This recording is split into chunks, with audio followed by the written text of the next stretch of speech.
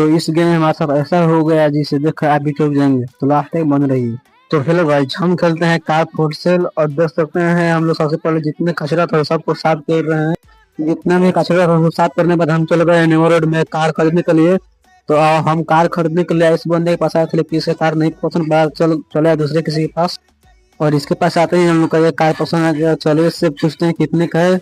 तो ये बता रही, चलिए बता रहे हैं $25,000 का। तो हम लोग इसे बाय कर लेते हैं और चलिए इसके लिए चलते हैं कुछ पेंट कराने के लिए और फिर इसको वॉश कराएंगे, तब इसको बेचेंगे। तो हम इसमें कर चुके हैं, चलिए आ गए हैं यहाँ पे। तो चलिए इसको सबसे पहले पेंट करा लेते हैं। उसके बाद देखते हैं, सबसे पहले कलर चूज करते हैं। तो रेड कलर अच्छा लगा था तो रेड कलर चूज कर लिए हम लोग।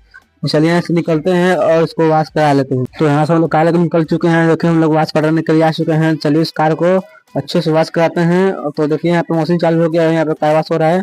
तो इसमें वॉश खोलने के बाद पेट्रोल डलाएंगे। तो यहाँ पर आ चुके हैं पेट्रोल डलाने के लिए। चलिए थोड़ा सा पेट्रोल डला लेते हैं। पार्ट 2 के लिए कमेंट करें, पार्ट 2।